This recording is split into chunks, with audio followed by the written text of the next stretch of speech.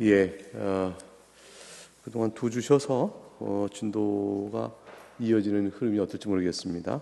6장 환자 신방부터 보도록 하겠습니다. 오늘 학습할 양으로 제가 기억합니다.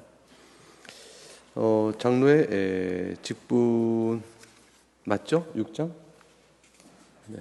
장로의 직분으로서 감당해야 될 직무들이 어떤 것인가 그걸 살펴보는 가운데 있습니다. 이것을 공부하면 우리가 기대하고 있는 우리 교회의 여러 사역들이 어떻게 되어질고 되어야 할 것인가 하는 것을 한번 가늠해보고 또 우리가 또 반성하고 좀 더 노력해야 될 것이 무엇인가 이런 것들을 더 생각해보는 시간이 되겠죠. 45쪽에 환자 신방이 있다라는 것은 이제 그 장로 사역에 있어서 신방에 관한 얘기를 앞서 했는데 그 중에서 특별히 노한 첫 줄에 허약함이나 만성 질병으로 시달리는 병약자들, 병상 생활이 영혼에 유익할 수도 있죠. 인간의 연약함을 깨달으니까.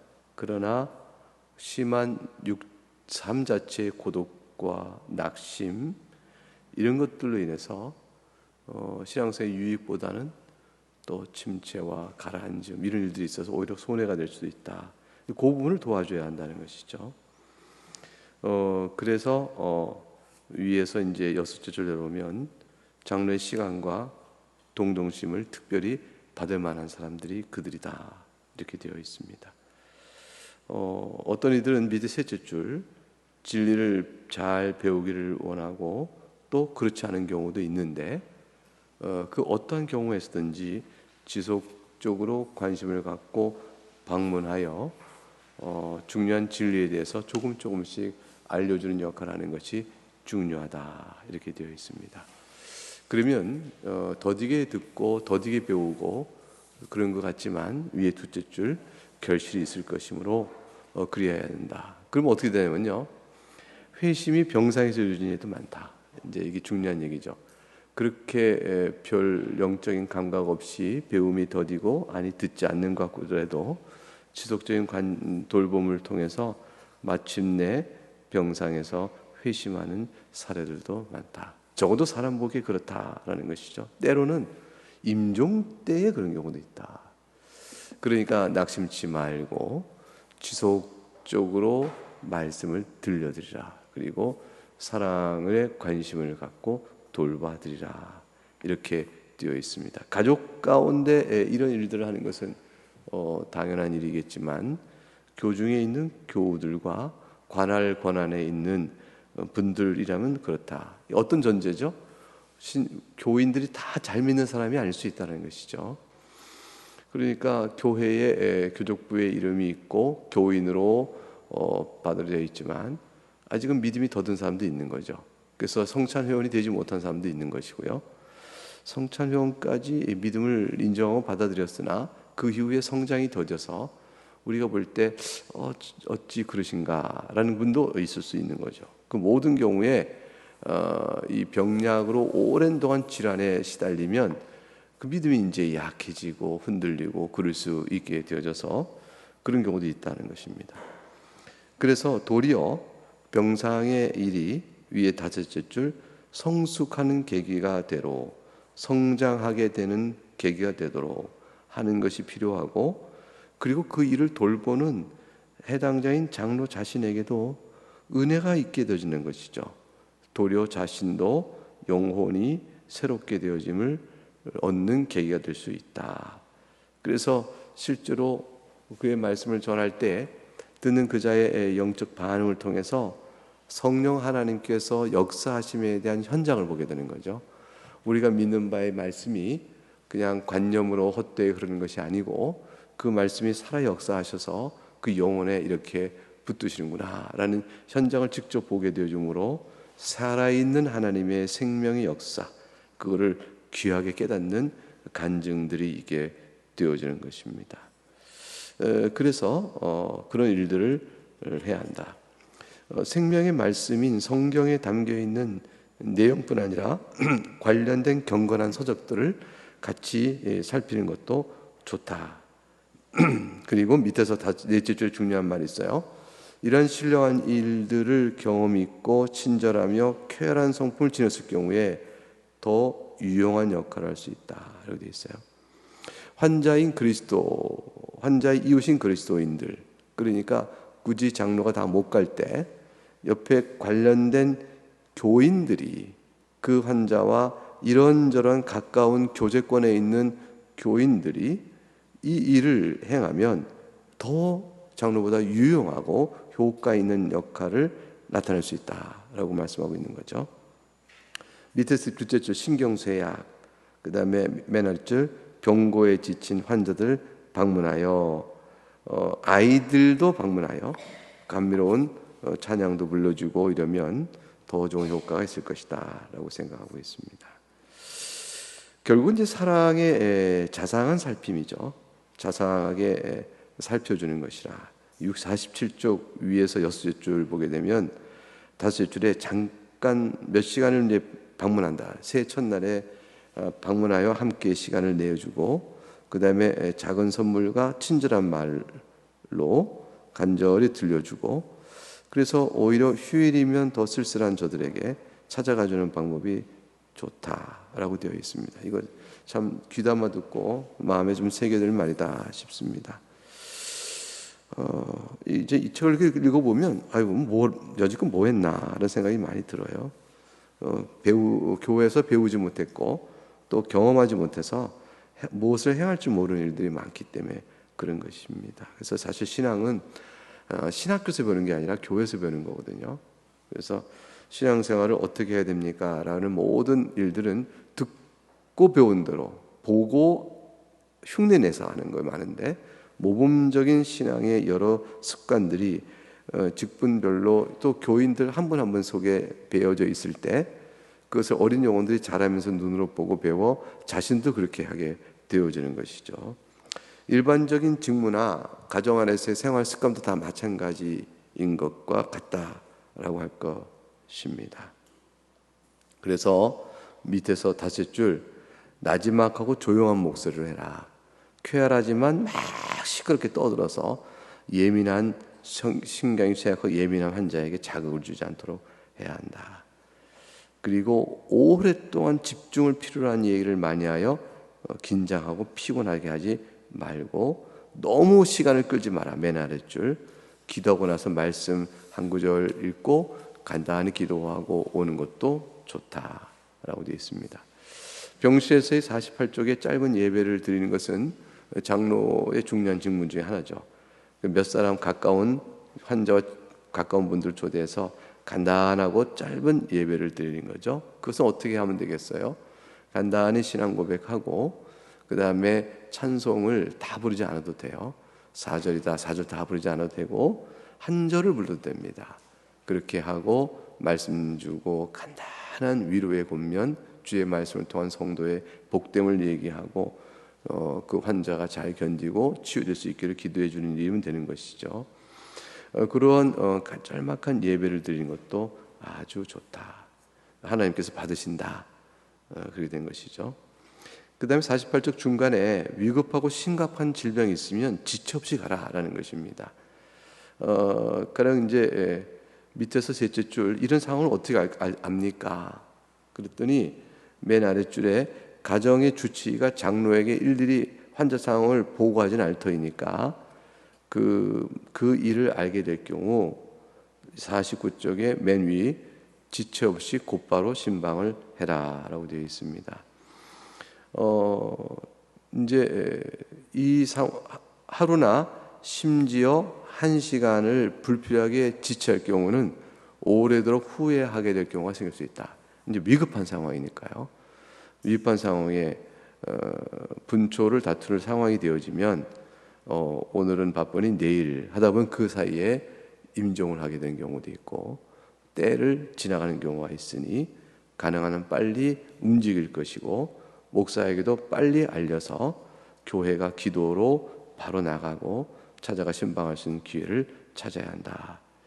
이러한 것은 사실은 교회가 가지고 있는 의무이면서 사실은 생각해 보면 특권이기도 하다라는 것이에요. 그 다음 줄에 나와 있는 게 되어 있습니다. 그래서 우는 자와 함께 울고 또 그들의 손을 잡아주는 것은 예수 그리스도께서 하신 일을 함께하는 것이요 대행하는 것이기 때문에 이 일은 특권이라는 것이죠. 이런 것은 모든 교인이 다 제사장이거든요. 우리가 다 주님 앞에 중보자, 사람인 중보자 없이 예수 그리스도의 이름으로 하나님께 바로 나가니까 교인들 상호 간에도 이 제사장적 직무가 이루어지는 거예요. 그래서 교인들은 하나님 앞에 나가는 신자됨의 특권을 받았다는 의미에서의 제사장 직분뿐 아니라 서로를 섬겨준다는 의미에서 제사장 직분이 있는 것이죠. 그래서 교인은 섬김의 의무를 갖고 있는 사람들이에요. 섬김의 의무를 통하여 섬김을 받는 특권을 누리는 겁니다. 그러니까 크든 작든 많든 조금이든 서로 간에 섬기는 일을 통해서 교인됨의 의무를 다하되, 그러나 그 다른 교인의 섬김을 통해 내가 또 그 섬김의 특권을 누리는 상호적인 것이죠. 그래서 이렇게 이 일은 너무너무 교회를 이제 평안과 아름답게 하는 것인데, 바로 이것이 바로 제사장 직무다. 이게 예수 그리스도의 직무를 우리가 대신하는 것이다라는 이 감격스러운 영적 의미를 생각하라는 것이죠. 그러니까 서로 섬기면 좋아라는 인간적 차원에서의 단순한 도덕적 유익을 의미하는 것이 아니고, 윤리적 유익을 의미하는 것이 아니고 그 이상의 의미가 있는 거죠. 그리스도의 섬김을 대행하는 것이다. 그러니까 이거 특권이 되는 것이죠. 영광스러운 게 되는 거죠. 그래서 우리가 종종 이제 은퇴에 앞뒀을 때 은퇴에 자리한 직분자가 그런 말하죠. 목사든 장로님이든 권사님이든 집사님이든 그런 말을 합니다. 제가 여지껏 이와 같이 교회에 출석하여 신앙을 하고 교회를 이만한 직분으로 섬길 수 있게 된 것은 저에게 큰 영광이요 오직 은혜요 감사뿐입니다 라고 말할 때, 이것이 빈말이 아닌 거예요. 왜냐하면 실질적으로 그런 은혜 가운데 이런 삶을 살았다는 것 자체가 너무너무 감사할 뿐더러 그 직무가 사실 그리스도의 의를 대신하는 거였다라는 생각할 때 그 영광스러움을 말할 수 없는 거죠. 주님의 일을 대신하는 일 중에 여러 가지가 있는데, 주님께서 선지자적 직분에 따라 하나님의 뜻을 알리는 일은 목사에게 주로 많이 맡겨진 일이죠. 목사가 강단 설교하고 성경을 가르치니까. 그러나 이제 돌봄의 사역은, 그리스도의 돌봄 사역은 누가 대행합니까? 이거 바로 이제 모든 교인들이 누구라도 할 수 있는 것이죠. 그 일의 책무를 우리가 앞서 집사의 핸드북을 통해 받은 것처럼 집사를 통하여 교회가 섬김의 이런 대표성을 갖고 있지만, 장로는 돌봄의 성격을 통해서 해나가고, 그 일들은 모두가 모두를 위하여 기도하고 섬기는 일을 통해서 의무를 통해 특권을 누리게 되니까 결국은 살아있는 그리스도의 영이 역사하게 되는 것이고, 그렇게 되어지는 거죠. 그래서 서로에 대한 관심을 갖고 섬기는 일은 매우 중요하다라는 것입니다. 그래서 이제 밑에서 이제 6절 올라가면, 구원의 상속자를 섬기게 보내셔 받은 영들에 대해 우리는 잘 모른다. 하지만 종종 우리는 그들과 함께 일하지 않는가. 이게 구원의 상속자라는 것은 교인이죠. 예수 그리스도를 믿음으로 말미암아 하나님 나라를 유업으로 받은 상속자, 다 우리들이에요. 우리들을 서로 섬기게 보내심을 받은 영들이 뭘까요?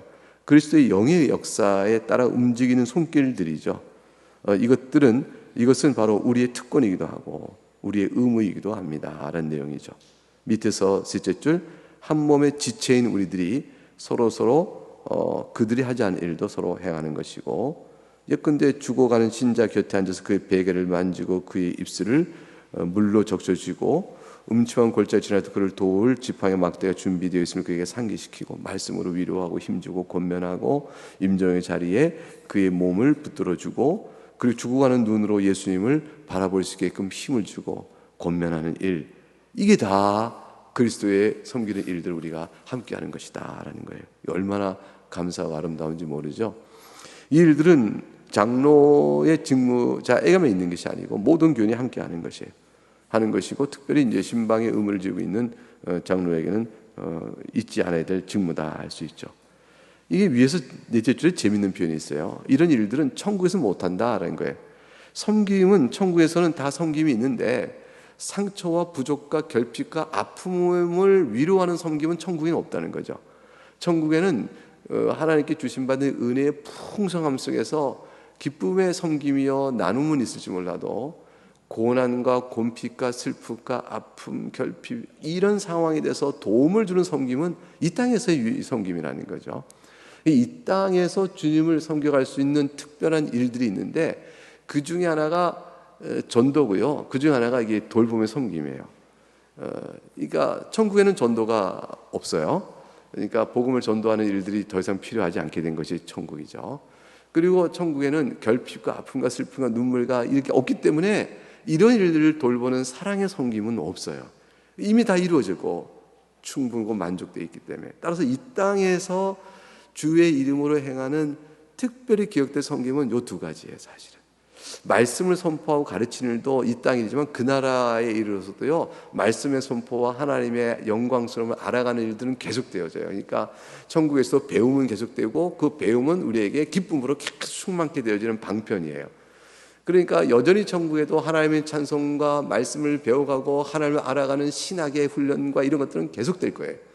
유한한 우리가 무한자인 하나님을 그날이 이르면 다 알아버렸다 이런 게 없거든요. 그러니까 여전히 그 하나님을 알아가는 놀라운 하나님의 지혜, 영광, 거룩 그 모든 것을 다 배워감에 있을 텐데, 그러니까 말씀은 계속 가르쳐지죠. 찬송도 계속될 것이에요.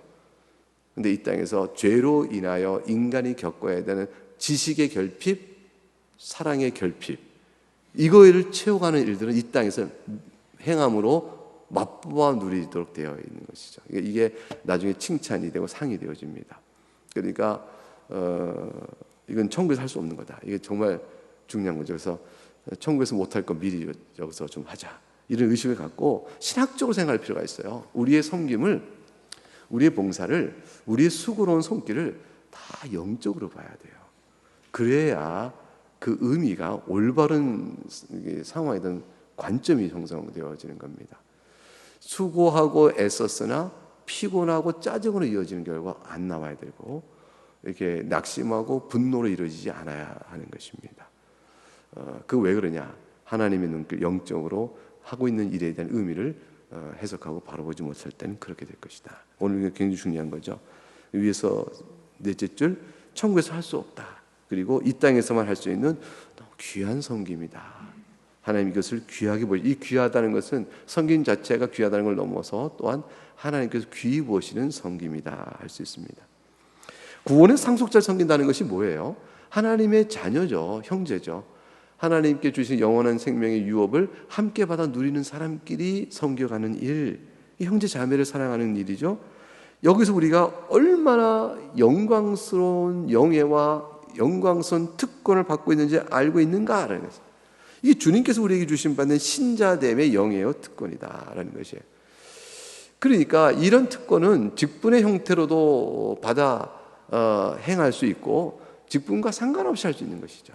직분과 상관없이, 사실은 직분과 상관없이 이 일을 영광스러운 여기고 특권에 따른 일을 잘 행하는 사람이 직분을 맡을 때 손실과 이렇게 교회 해침이 없이 일이 잘 이루어져요. 이게 이런 일에 각성이 없는 사람에게 직분은 세속적이 되어버리는 것이죠. 그래서 교회의 직분이 세속화되지 않아야 된다라는 것은 부르심의 헌신의 의미가 뭔지를 바로 아는 것과 관련되는 거예요. 그래서 우리를 위해 가난해지신 예수님께서 우리는 친절을 보이기를 원하는가? 우리는 그분에게 따뜻한 숙소와 음식을 제공하기를 원하는가? 주님을 섬겨하는 일이라는 것이죠. 이게 그러니까 구원의 상속자인 성도를 서로 섬겨하는 것은 바로 우리를 위해 가난하신 예수님을 섬기는 것이요, 우리에게 따뜻하게 베풀어 주신 그분께 따뜻한 숙소와 음식을 제공하는 것이요, 이 사랑의 봉사는 우리 앞에 놓여 있고 주님을 섬기하는 것이다. 주님이 곧 내 형제 중에 지극히 작은 자 하나에게 한 것이고 내게 한 것이라고 말씀하지 않으셨는가? 그러니 교회 안에서 섬김과 사랑의 나눔을 그 천국에서 할 수 없는 것임을 생각하고 이 땅에서 그리스도의 제사장적 직분을 따라 행하는 것이라는 신학적 의미를 마음에 잘 새겨두고 영광스럽게 여기며 특권으로 여겨야 한다, 이렇게 되어 있습니다. 이 교훈이 마음에 새롭게 더 각성되어야 할 것이다 라는 생각을 하고 저도 또 많은 교훈을 또 마음에 새기게 되어집니다. 51쪽에 가게 되면 장로는 목사와 더불어 공경의 때가 축복이 될 수 있음을 또한 가족들에게 상기시키고 위로하고 힘을 줘야 합니다. 근데 이럴 땐 조심할 것은 공경의 때를 당한 자에게 이게 축복이 될 때가 될 수 있어 너무 쉽게 말하면 안 된다는 거죠. 왜냐하면 공경은 정말 힘들거든요. 시편에 나와 있는 여러 탄식의 탄원의 탄식과 공경 가운데 구원을 향해 부르짖는 시편은요, 인생 중에 당할 수 있는 바닥까지 간 사람들의 탄식이에요. 이게 사실은 시편을 읽고 시편을 찬송할 때 예배로 모인 한 주간에 우리 성도의 삶을 담아내지 못하는 시편이 없어요.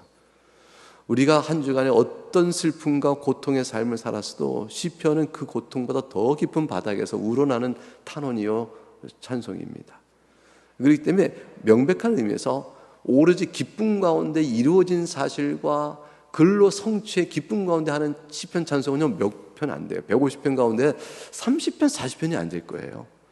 나머지 110편 넘는 정도의 시편은요 다 기다림의 시편이고 탄식과 탄원이고 간구고 절망의 슬픔을 담고 있어요. 그만큼 이제 우리의 인생과 신앙의 실존을 하나님 잘 아시는 것이죠. 그래서 고통과 곤경을 가볍게 여길 것이 절대 아니고 하나님도 우리의 슬픔을 가볍게 여기지 않으셔요. 예수님께서 내가 너희를 위하여 이 모든 십자가의 고난을 다 받을 거를 네가 어째 슬퍼하느냐? 슬픔 자체와 공경에 있는 사람의 아픔과 괴로움을 미련하고 연약한 자로 툭 쳐버리시면서 그거를 못 이긴 자 이렇게 책망하시지 절대 그렇게 안 하셔요. 우리의 아픔을 다 채워하셨어요. 그래서 얼마나 슬픈지 아시는 거예요. 얼마나 힘들지 아셔요. 그걸 아시면서 그 가운데서도 그것이 도리어 복이 될 수 있는 길로 이렇게 끌어가셔요. 그러니까 뭐냐면 너무 오랜 시간 동안 걷지 못해서 앉아있던 사람이 이렇게 되면 재활의 기간이 길잖아요. 재활의 기간이 오랫동안 힘든 상태일수록 재활의 기간이 깁니다. 이거 육체가 그럴 뿐 아니라 영적으로 그럴 수 있는 것이에요. 근데 중요한 건 재활을 돕는 분의 손길이 절대로 하다가 이젠 더 이상 당신은 재활할 수가 없습니다. 놔버린 일이 없다는 거예요. 주님의 재활은. 주님 우리를 다시 이렇게 세워주면서 절대 손을 안 놓으셔요.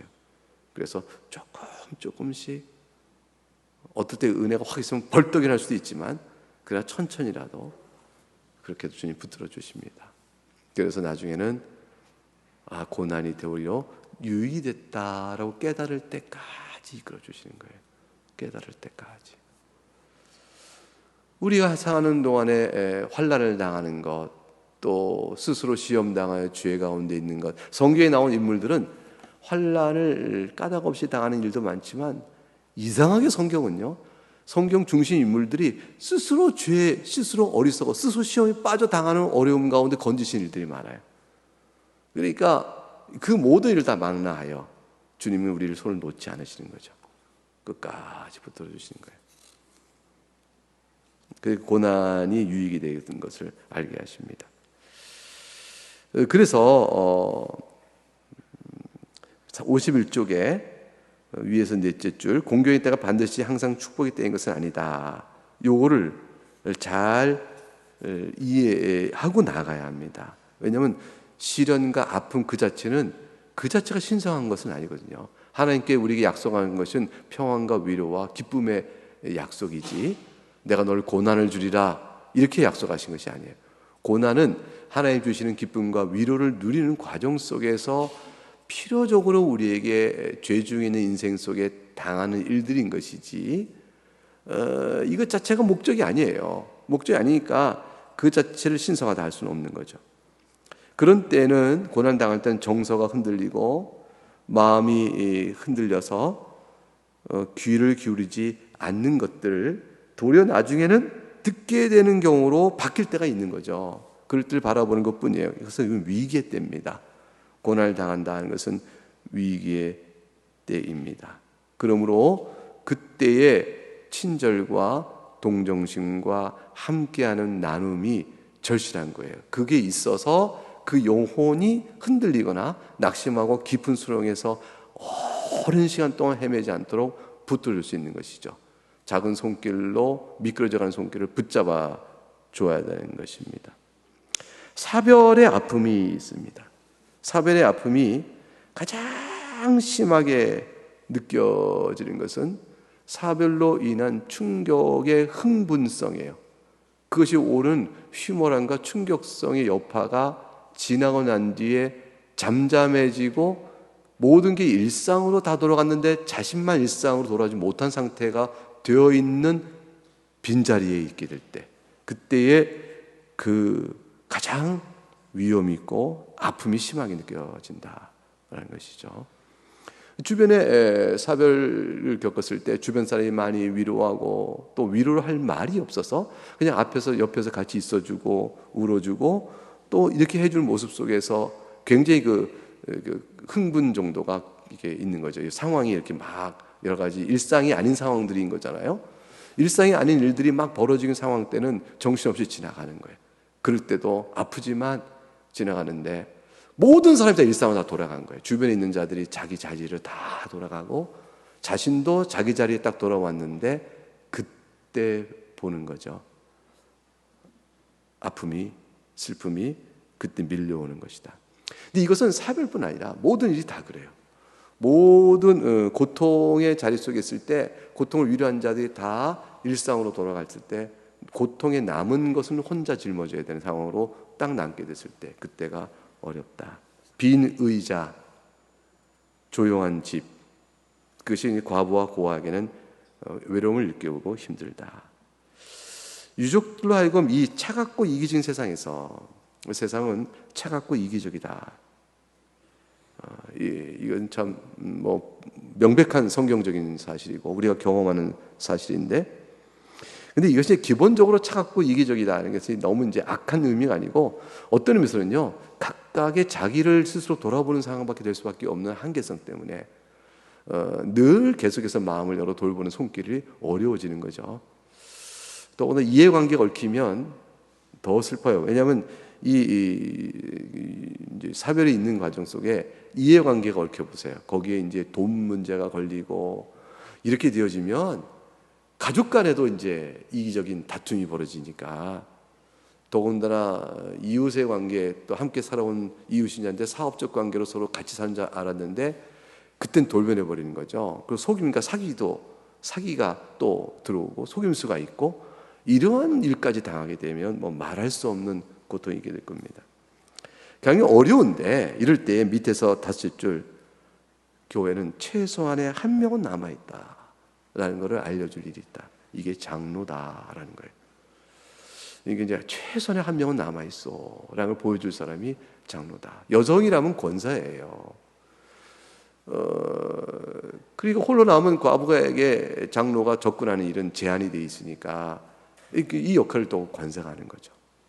그러니까 홀로 최선의 한 명은 있습니다. 당신을 기도하는 사람 한 명이 있고요. 이걸 알려줘야 한다. 이따금씩 들려라. 관심을 보여라. 함께 가정 예배를 할 수 있고, 그래서 부모가 날 버려도 이 세상이 이별할 수밖에 없는 아픔의 고통이 있을 때라도 주님은 나를 돌보신다는 것을 보여라. 누굴 통해 보여요? 그게 이제 장로요, 권사다. 이렇게 되어지는 것입니다. 그리고 이제 장로나 권사가 같은 경험을 미리 한 사람이라면 같은 경험을 뒤에 겪는 사람에게 더 큰 주님의 돌보심, 위로를 줄 수 있는 일도 있는 거죠. 그래서 사실 주님은 우리의 모든 경험을 다 쓰시는 거예요. 그래서 함께하라. 이런 생각은 걱정할 필요 없어요. 내가 당한 슬픔을 당신이 아느냐, 당신 모르지 않냐, 그러니 당신의 도움, 위로는 소용없다. 이렇게 될 수는 있어요. 그렇게 될 수 있지만 그래도 따뜻함은 남는 거예요. 그러니까 그 자신이 살아온 인생에 유복하고 평안 가운데 살아온 분도 장로나 권사의 직분을 다할 수 있는 것이고요. 그 가운데 같은 어려움을 겪은 자에게 다가갈 때도 그 삶도 또한 그대로 사용될 수 있는 겁니다. 그러니까 자신이 어떠한 인생길을 주 안에서 살아왔느냐 자체가 그게 중요한 게 아니고 한 명의 친구가 있다는 걸 알려주는 그 자체가 중요한 것이다. 네, 그것이죠.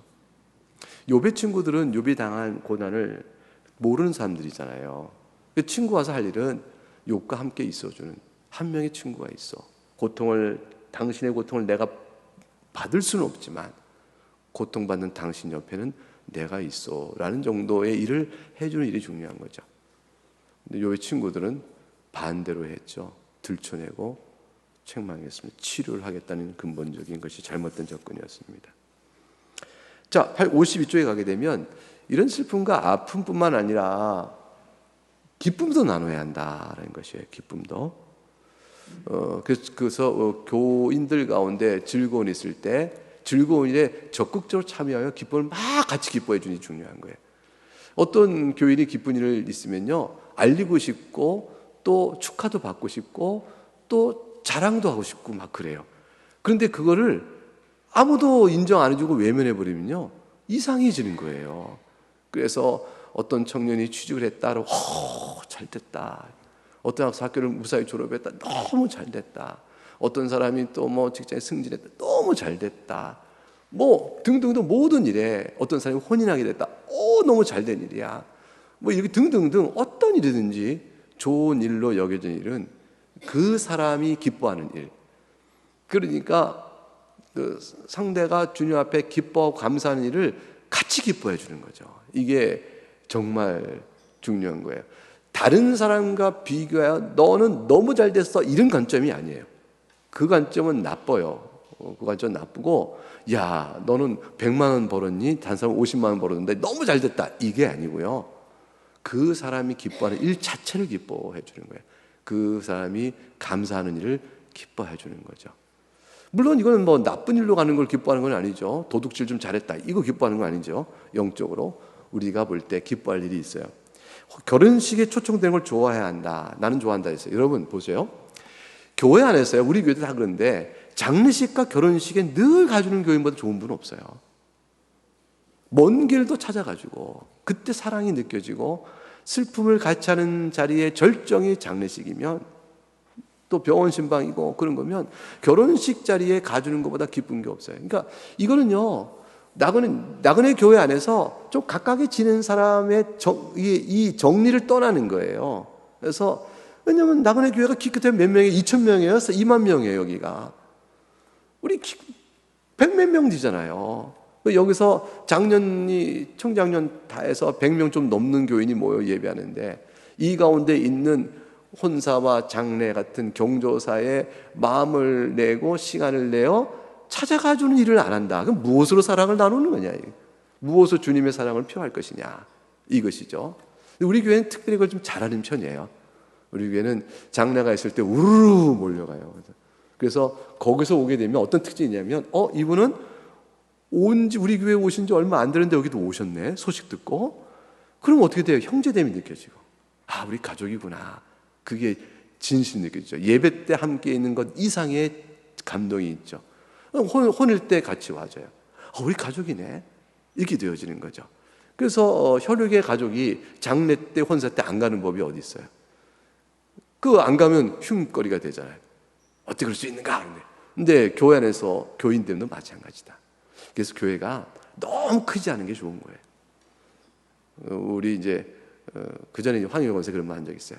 우리 교인이 이제 장례 때 또 혼인 때 모였는데 모인 수를 보면, 우리 교회가요 1,000명, 2,000명 교회보다 큰 교회예요. 왜 그래요? 장례 때 모인 교회가 1,000명 교인이 모여도 10몇 명 가주는데 우리 교회는 30명이 와줬다. 우리 교인이 몇 명인데, 이렇게 되어지는 거죠. 교회가 더 크다. 교회 더 크면 거기에 있는 거죠. 그래서 교인 간의 친교와 이 부분의 사랑의 섬김은 예수 그리스도의 특권 영광이라는 생각을 할 때 일에 참여함이 얼마나 좋은지 모릅니다. 그래서 위에 셋째 줄, 52쪽의 셋째 줄, 친척이 된 느낌을 갖게 되는 것이다, 이렇게 되어 있어요. 가족이죠. 그 직분자는 말할 것 없는 거예요. 그러니까 이 교인됨으로써 이 일에 성심을 다하는 분이 직분자일 때 그 일을 게을리지 않을 것이라는 확신이 되어지고 더욱 잘하게 될 것이고, 그 일을 어떻게 해야 좋을지를 아는 게 되어지잖아요. 그러니까 너무 중요한 일이에요. 너무 마음을 열어야 돼요. 그래서 사람과 위에 넷째 줄, 교구 사람과 친밀해지면, 우리 같으면 이제 전도회도 됐을 거고, 나중에 그 전에 우리 예전에 있었던 쉼터죠. 우리가 쉼터도 이제 우리가 다시 구성해야 될 것 같은데, 이제 세대 간의 구성이 쉼터고, 그다음에 이제 전도회는 이제 동세대이라고 볼 수 있는데, 친밀해지면 혼인 같은 중요한 일은 또 어떻게 하면 좋아요? 조언도 받을 것이고, 그 실수하지 않고 함정에 빠지지 않도록 이렇게 잘못된 일에 빠지지 않도록 조언도 해주고, 이렇게 서로 이런 경조사에 있어서 나누는 거죠. 오직 주 안에서라는 말을 기억하자라는 거. 주 안에서. 요즘 사람들은 가정을 꾸리는데 더 많은 돈을 필요하는 것 같다. 이게 어느 때 쓴 책인데, 19세기 때 쓴 일인데 요즘 사람들 그랬어요. 지금도 그렇잖아요. 그러니까 이게 시대를 막론하고 혼인을 하면 돈 문제가 제일 걸리는 것 같아요. 요즘 젊은 사람들은 그러니까 옛날에 결혼할 때 그냥 방 한 칸 월세 얻어서도 시작했던 혼인 생활을 요즘은 생각도 못 하는 것 같아요. 요즘은 오피스텔이라도 하나 월세로 얻어 살면 되는 거 아니냐, 그런 식으로는 혼인을 안 하는가 봐요. 그러니까 실제 살만한 자리를 잡고 결혼해야 한다. 혼인이 아주 자꾸 늦어지는 거죠. 30대 중반은 예사예요. 예사인 것 같아요. 이것은 매우 애석한 일이다 그랬어요. 왜냐하면 젊은 부부가 단칸방에 시작하더라도 혼인 자체가 소중하기 때문에 거칠애와 가구 이런 것들에 신경 쓰지 말고 삶을 이루라. 혼인은 삶이지 상해를 하는 물적 조건이 아니다. 물적 환경이 아니고 우리가 이렇게 생계를 이어갈 수 있으면 그러면 그 삶을 이루는 것이다. 이렇게 됐죠. 그건 이제 갑자기 이제 혼인에 대한 충고가 이루어졌는데, 어떤 경조사에 마음을 두고 힘을 다해라. 그래서 근데 한 가정에서 아기는 기쁨의 원천이고 주님 주신 그런 새로운 선물, 그것도 축하할 일이고, 성찬식 때 밑에 줄 성찬식 때 더 깊은 인사를 받도록 해야 한다. 성찬 회원이 처음 된 사람들에게는 축하해주고 그 기쁨을 막 격려해줘야 돼요. 그래서 이제 우리 교회도 이제 성찬 회원이 이렇게 세워지면 온 교인이 사실 그에게 축하해주고 손잡아주고 하는 일들이 좀 필요한데, 형식적으로 그런 시간을 안 주니까 별로 그렇게 안 되고 몇 분만 해주는 것 같아요. 성찬 회원을 이렇게 앞에 딱 내어놓고 온 교회가 나가면서 악수해주는 일을 하면 어떨까? 시간이 많이 걸려서 그렇게 못했는데 그런 일도 좋을 것 같다는 생각도 해요. 이게 전부 우리의 기쁨이거든요. 우리 교회 안에 성찬 회원이 한 번 또 섰다. 당신에게 이게 얼마나 기쁜지 아느냐?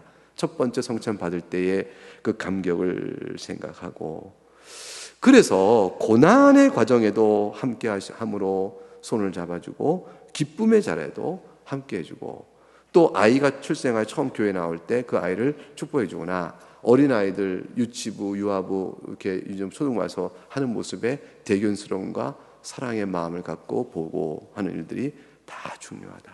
우린 다 한편은 다 아비요 어미요, 한편은 또 다 배우는 자들이기도 한 것이죠. 이 일이 오늘 6장에서 배우는 가장 중요한 내용입니다. 환자 신방 되어 있지만 비단 환자뿐 아니라 모든 이들에게 주어지는 섬김의 내용이다. 오늘 우리가 이제 성찬의 기쁨이 있고요. 그리고 또 이제 이렇게 나가서 또 교제하는 일이 있는데, 이 교제에 얼마나 많은 손길이 갔겠어요? 성찬식 그냥 준비 안 되거든요.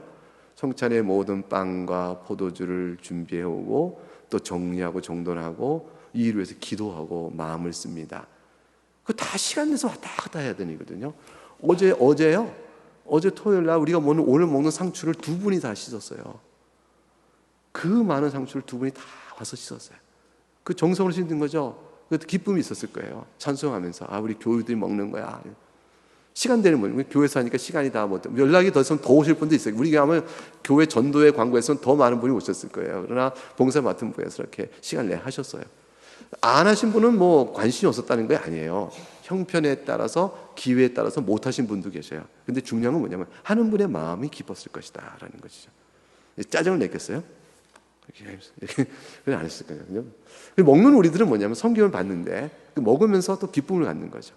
기쁨을 갖고 감사의 마음을 갖고 또 다른 섬김을 여러 유형을 하는 거죠. 오늘 아침 일찍 텐트 치고 또 봉사 와서 일을 하시고요. 여러 가지 잦은 손길을 다 하셨거든요. 아마 뒷정리하는 데까지 손길이 굉장히 많을 거예요. 다 기쁨을 하죠. 그 가운데 우리 나눔의 즐거움들이 있어요. 일을 찾아보고 하나하나씩 보고 해나가는 일이 참 중요하다. 그런 일을 통하는 일들이 참 중요해요. 행사적인 일의 수고가 얼마나 많은지 몰라요. 그저 이준 집사님 은퇴 때 얘기 나왔지만 경조사 모든 행사의 모든 일의 수고를 다 하셨거든요. 그런 일뿐 아니라 우리 교회가 운영되기 위해서 필요한 여러 손길도 있고, 그 모든 일의 기본적인 그게 골격. 교회가 해야 되는 예배부터 시작해서 모든 교사로 봉사하는 것부터 시작해서 모든 일에 그 일들 세우는 건 골격이고요. 이 골격에 살이 붙어서 교회를 살찌게 하는 일들은 뭐냐면 지금 우리가 배운 사랑의 섬김들이에요. 이건 없어도 골격이 있으니까 교회가 있는 것 같아요. 근데 살이 안 쪄요.